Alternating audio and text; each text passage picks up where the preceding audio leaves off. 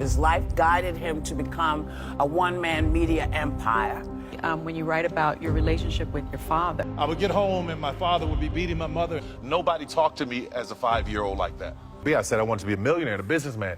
He said, you're never going to make it because you're poor and you're black. Yeah, you're never going to make it. Just go to the phone company, get your job, make it $200-300 a week, and get you some benefits, and your life will be great. While everybody was fighting for a seat at the table, talking about Oscars, I'll be down in Atlanta building my own. I remember being a kid at about 5 years old. She would take me into the projects with her when she played cards on Friday nights with a bunch of women.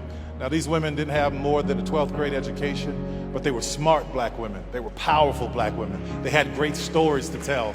And I was a 5-year-old kid sitting there on the floor playing with my Matchbox cars, listening to them talk about their men, their relationships, and their pains. And when one of them would get really sad, another woman would come in and make a joke, and they'd all start laughing. I didn't know I was in a master class for my life. I would get home, and my father would be beating my mother and doing all kinds of things and saying all kinds of stuff to her, and he would leave the room, and I'd walk in, and I'd imitate one of those women, and she would start laughing. There was a power in that I didn't really get until I got older. I remember being about 11, 12 years old on my way to my new school, and there was a man standing there saying, will someone help me cross? And there were all of these people that kept passing by him and passing by him. I said, I'll help you cross.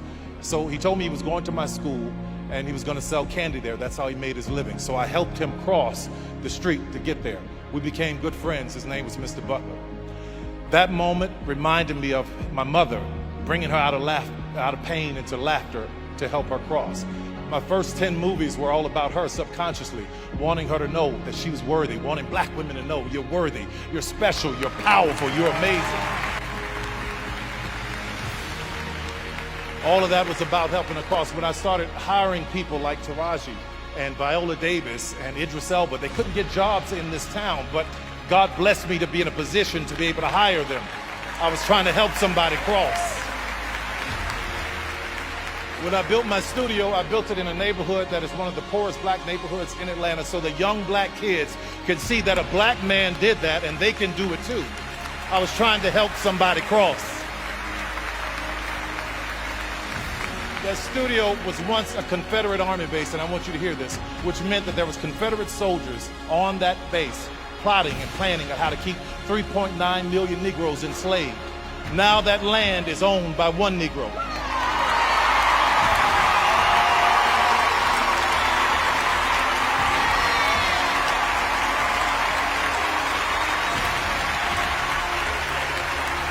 It's all about trying to help somebody cross.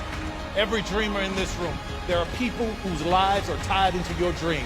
Own your stuff, own your business, own your way.